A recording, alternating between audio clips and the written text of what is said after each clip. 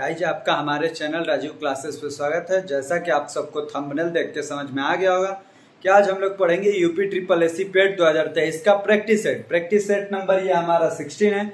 हम हर एक practice set में 5 मैथ का क्वेश्चन और 10 ग्राफ से क्वेश्चन, मतलब या तो पाई ग्राफ हो या बार ग्राफ हो या लाइन चार्ट हो, उन सब से जुड़े हुए हम डेली 15 क्वेश्चन करते हैं। यदि आपने आज तक के प्रैक्टिस सेट को नहीं देखे तो उन प्रैक्टिस सेटों को देख लीजिए, उसके बाद से इस प्रैक्टिस सेट को आप भी सॉल्व कीजिए और हमारे साथ, और अंत में कमेंट करके बताइएगा कि आपके कितने नंबर आए। अब आइए हम देखते हैं अपने पहले प्रश्न को।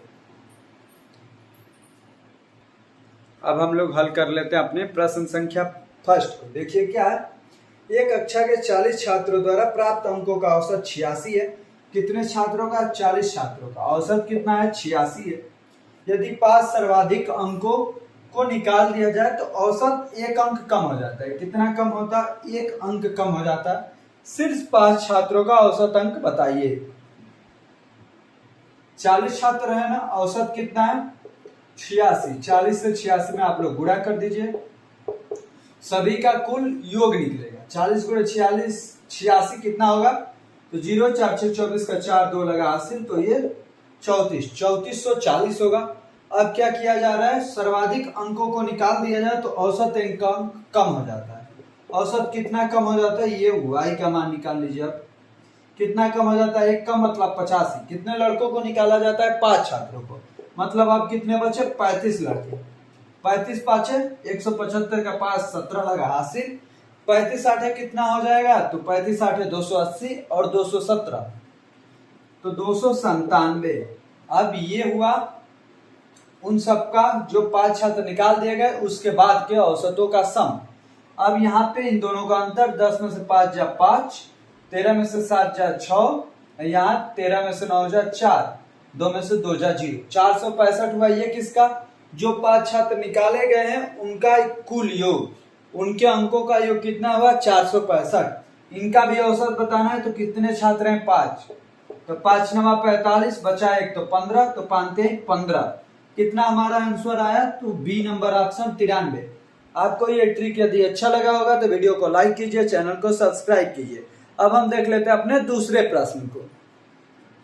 अब हम कर लेते हैं अपने दूसरे प्रश्न को। देखिए क्या है, एक व्यक्ति ने अपने बाग में 2025 पौधे इस प्रकार लगाए हैं कि प्रत्येक पत्ती के पौधों की संख्या कुल पत्तियों के बराबर हो गई। बाग में कुल पत्तियों की संख्या ज्ञात कीजिए। जब ऐसे सवाल आए तो क्या किया जाता है? इसका वर्गमूल निकाला जाता है। 2025 का वर्गमूल क्या हो जाएगा? तो 4 चौके 16, ये बचा 4 तो 425, 4 4 8 5, ये 5 बार में 425। यदि आपको डायरेक्ट आता है तो आपको मालूम होगा कि 2025 का क्या होता है वर्गमूल? 45। यदि आपको वर्गमूल और स्क्वायर रूट याद करने में दिक्कत है तो हमने एक ट्रिक बता रखा है, उस ट्रिक से याद करेंगे तो आपको बहुत इजी वे से याद हो जाएगा। उसका लिंक हम डिस्क्रिप्शन बॉक्स में दे देंगे। इसका आंसर क्या होगा? 45।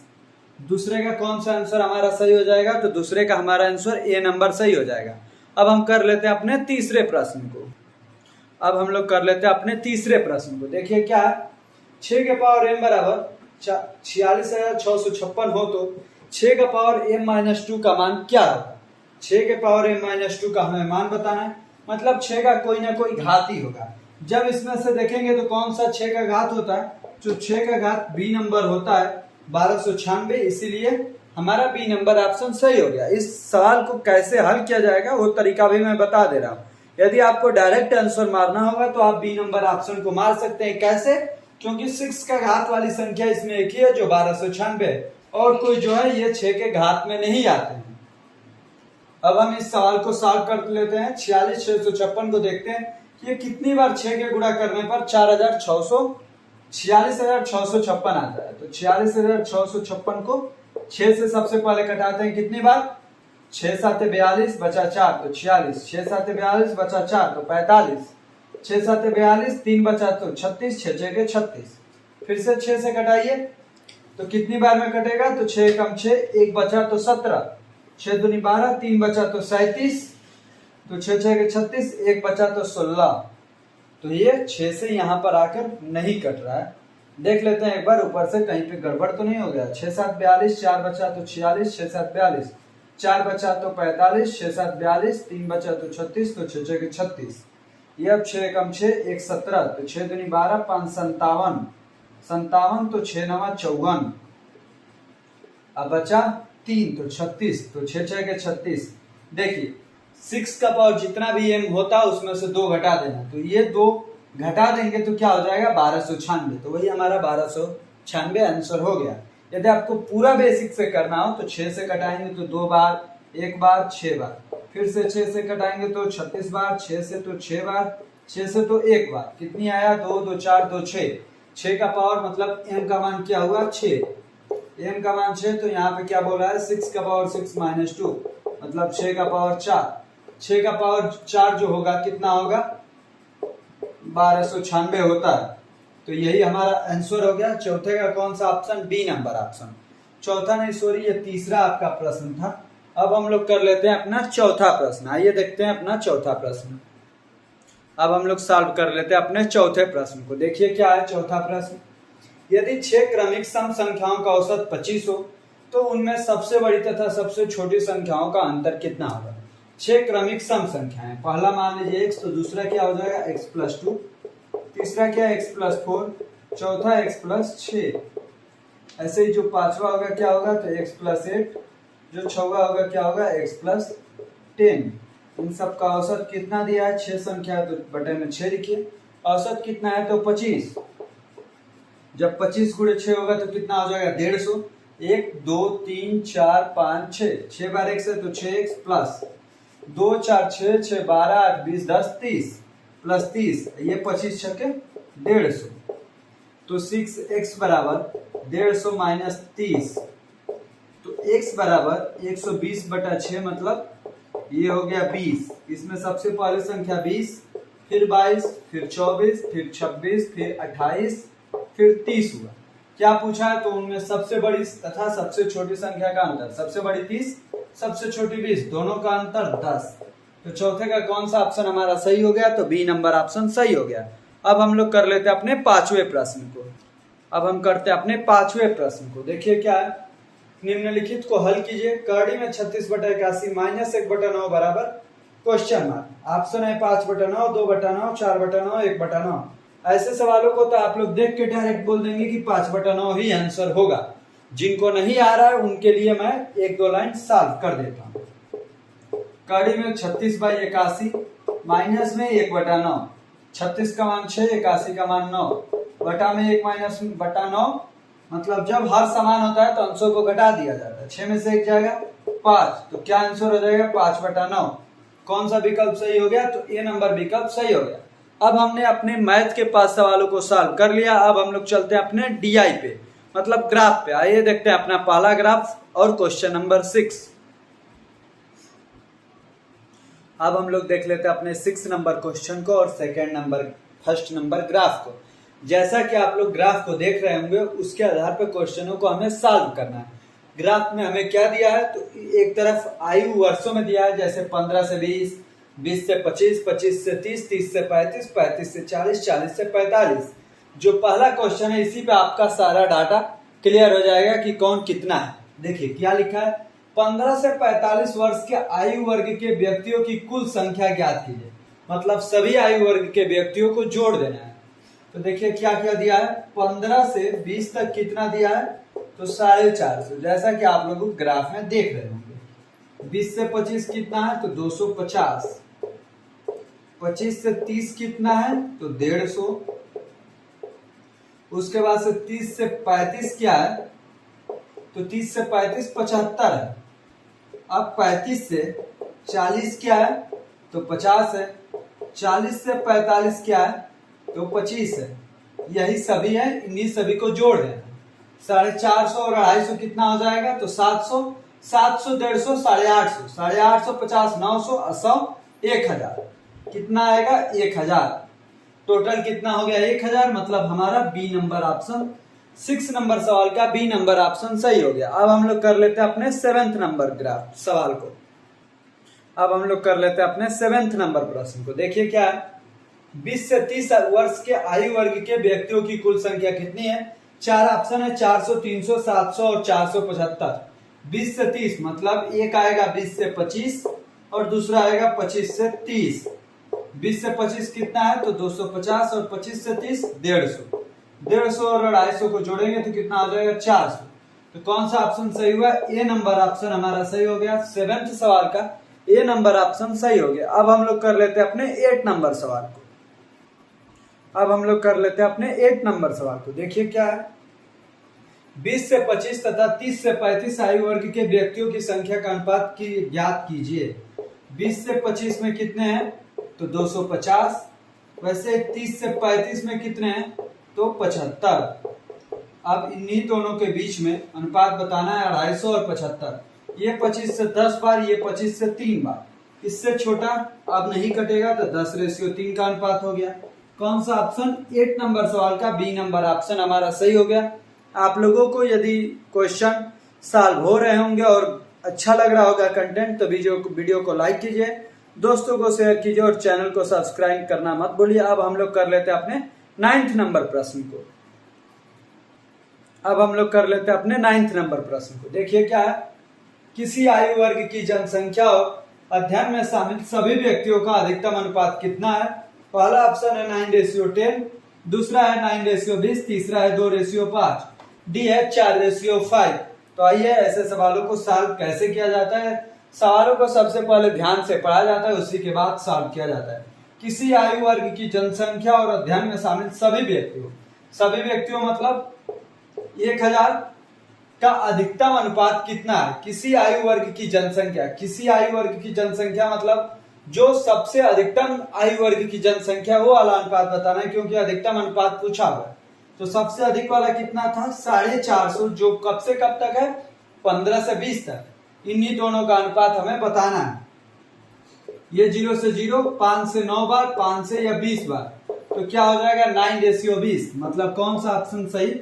90 का बी नंबर ऑप्शन सही हो गया। आपको सवाल ध्यान से पढ़ेंगे तो आपका आंसर भी सटीक आएगा। अब हम लोग कर लेते हैं अपने 10वें प्रश्न को। अब हम लोग कर लेते हैं इस ग्राफ का लास्ट सवाल, क्वेश्चन नंबर 10। आइए देखते हैं इसका आंसर क्या होगा। देखिए क्या है प्रश्न, इस अध्ययन के अंतर्गत 40 से 45 है। 40 से 45 वर्षों के आयु वर्ग का प्रतिशत कितना था? 40 से 45 वाला कितना था 25, टोटल कितना था तो 1000। प्रतिशत के लिए गुणे 100 करना पड़ता है। 00 से 00 कैंसिल तो 25/10 मतलब कितना हो गया 2.5%। कौन सा ऑप्शन? डी नंबर ऑप्शन, 10वें का डी नंबर ऑप्शन हमारा सही हुआ। अब हम लोग चलते हैं अपने दूसरे ग्राफ पे, मतलब क्वेश्चन नंबर 11। अब हम लोग कर लेते हैं प्रश्न नंबर 11 को। देखिए क्या है, ये जो ग्राफ है उसी पे ये क्वेश्चन नंबर 11 है। ग्राफ में क्या दिया है तो कंप्यूटरों की संख्या जो है वो लाख में दी गई है, जो लाइन चार्ट पे दिखाई गई है। जो नीचे है ABCD ये कंपनियां हैं। जो ऊपर वाली लाइन है वो क्या है, बनाए गए कंप्यूटरों की संख्या है। जो नीचे वाली लाइन है वो बेचे गए कंप्यूटरों की संख्या है। आपको एक बार और बता देते हैं, ऊपर वाली जो लाइन है वो बनाए गए कंप्यूटरों की संख्या है, जो नीचे वाली लाइन है वो बेचे गए कंप्यूटरों की संख्या है। उसी के आधार पर हमको क्वेश्चनों को सॉल्व करना। क्या दिया है, कंपनी बी द्वारा बनाए गए कंप्यूटरों की संख्या सभी कंपनियों द्वारा मिलाकर बनाए गए कंप्यूटरों की संख्या का लगभग कितना प्रतिशत होगा? तो बी द्वारा बनाए गए कंप्यूटरों की संख्या क्या थी 15, और सभी की हमें जोड़ना पड़ेगा। तो 10 + 15 + 7.5 + 22.5 + 30, इन सभी को जोड़ दीजिए और निकाल लीजिए कि यह 15 कितने प्रतिशत है। कैसे निकलेगा, गुणे 100 से। नीचे जोड़ेंगे तो 15/15 10 25 7 32 32 2 34 20 54 54 30 84 और 1 85। 15/85 गुणे में 100, 5 से 3 बार, 5 से 17 बार, कितना आया 300/17। 300/17 तो क्या होगा 17 कम 17, 13 बचा तो 130 हुआ। 17 7 119 बचा कितना 11 तो 110 हुआ। तो 17 6 102 बचा 8 तो 80 70 चौका 68। ये बताइए 17.6 6.5 से अधिक है। ये नहीं कि 17 है तो आप डायरेक्ट 17 को मार देंगे तो गलत हो जाएगा। क्यों? क्योंकि 17.5 से ऊपर है मतलब 18 है। यदि पास में 18 नहीं होता तब जाके 17 सही हो जाता। यहाँ पर कौन सा ऑप्शन सही होगा? 11 का ए नंबर ऑप्शन सही हो जाएगा। अब हम लोग क्वेश्चन नंबर 12 को सॉल्व कर लेते हैं। अब हम लोग कर लेते हैं अपना प्रश्न संख्या 12 को सॉल्व। देखिए क्या है, कंपनी बी द्वारा बेचे गए कंप्यूटरों की संख्या कितनी है? तो 12.5, 12.5। बी द्वारा बनाए गए कंप्यूटरों की संख्या 15 का कितने प्रतिशत होगा? 12.5 15 का कितना प्रतिशत, यही हमें बताना है। तो गुणे 100 कर दो प्रतिशत बताने के लिए। 100 से गुणा होगा तो कितना हो जाएगा? 1250/15। अब 15 से भागा दे दो तो 15 8 120, कितना हो जाएगा? 15 8 120। कितना बचा? 5, तो 50 हो गया। 15 3 45, फिर बचा तो 5, तो 50। 15 3 45, तो फिर 5 बचा, तो 15 3 45। 83.33%। कौन सा ऑप्शन सही हो जाएगा? B number option. 12वें का कौन सा ऑप्शन सही हुआ? तो बी नंबर ऑप्शन। अब हम सॉल्व कर लेते हैं अपने 13 नंबर प्रश्न को। अब हम सॉल्व कर लेते हैं अपने 13 नंबर प्रश्न को। देखिए क्या है, सभी कंपनियों द्वारा मिलाकर बनाए गए कंप्यूटरों का औसत, किसका औसत? तो बनाए गए कंप्यूटरों का औसत। फिर कंपनियों द्वारा मिलाकर बेचे गए कंप्यूटरों की औसत संख्या के बीच अंतर बताना है। यही 4-5 पॉइंट है जिसे हमें सॉल्व करना है। सबसे पहले बनाए गए कंप्यूटरों की औसत संख्या निकालते हैं। तो आपने पहले में जोड़ा था, कितना आया था? 85। तो बार बार इसीलिए मैं कहता हूं कि आप लोग अपने डाटा को रखते जाइएगा, जो भी ग्राफ को आप सॉल्व कीजिएगा अपने एग्जाम में, क्योंकि हो सकता है कि पहले वाले क्वेश्चन का डाटा दूसरे क्वेश्चन में यूज हो जाए। इसलिए पहले का में कितना योग था? 85। ये किसका योग है? तो बनाए गए 85/5 मतलब कितना आया? 17। जब अब निकालेंगे बेचे गए कंप्यूटरों का औसत, तो उसको जोड़ना पड़ेगा। तो कितना है? 7.5, फिर 12.5, 12.5 के बाद कितना है? 5, फिर 17.5, फिर 25। कितनी कंपनियां हैं? तो 5 कंपनियां हैं। जोड़ना है 12 7 19, 19 5 24, 24 7 31, 10 41, 41 5 46 20 66 और 0.5 मिलके 67.5 अपान 5। तो कितना आएगा? 5 एकम 5, बचा 1 तो 17 हो गया। तो 5 3 15, बचा 2 तो 25 हो गया। तो 5 5 25, ये आया 17, ये आया 13.5। ये याद रखिएगा 17 और 13.5। तो 17 माइनस 13.5 कितना हो जाएगा? तो 3.5। अब जो कंप्यूटरों की संख्या जो आपके ग्राफ में दी हुई है, किसमें दी हुई है? लाख में। तो यहाँ पर हमें लाख में ही सॉल्व करना पड़ेगा। तो इसमें लाख से गुणा कर दीजिए 1 लाख से। तो 2 3 4 5, लाख में कितने जीरो? तो 5 जीरो। इससे जब 3.5 में गुणा होगा तो 1 जीरो गायब हो जाएगा दशमलव हटाने में। तो 35 का कितने जीरो? 1 2 3 4। ये कितना हुआ? 3,50,000 कंप्यूटरों का अंतर है। तो 3,50,000 मतलब 13वें सवाल का सी नंबर ऑप्शन आपका सही हो जाएगा। अब हम लोग सॉल्व कर लेते हैं अपने 14वें प्रश्न को। अब हम सॉल्व कर लेते हैं क्वेश्चन नंबर 14, प्रश्न संख्या 14। क्या है? कंपनी ए और सी द्वारा मिलाकर बनाए गए कंप्यूटरों की संख्या। ए और सी कितनी कंप्यूटर बना रही हैं? तो ए बना रहा है 10, सी कितना बना रहा है? तो सी बना रहा है 7.5। इन दोनों को जोड़ेंगे तो 17.5। अब क्या बोला हुआ है? कंपनी ए और सी द्वारा मिलाकर बेचे गए कंप्यूटर, इन्हीं के द्वारा जो बेचे जा रहे हैं कंप्यूटर, उनके संख्याओं में अनुपात निकालना। ए कितना बेच रहा है? तो 7.5। सी कितना बेच रहा है? तो 5। इन दोनों को जोड़ेंगे तो 12.5। अब इन दोनों के बीच रेशियो क्या होगा? दशमलव सेम प्लेस पे है तो दशमलव हट जाएगा। 175 रेशियो 125, 25 से कटाएंगे तो ये 7 बार, ये 5 बार। कितना आंसर आया? 7:5। कौन सा विकल्प है 7:5 का? तो ऑप्शन नंबर डी। तो 14वें सवाल का कौन सा ऑप्शन सही हो गया? तो डी नंबर ऑप्शन हमारा सही हो गया। अब हम देख लेते हैं आज का लास्ट प्रश्न, प्रश्न संख्या 15।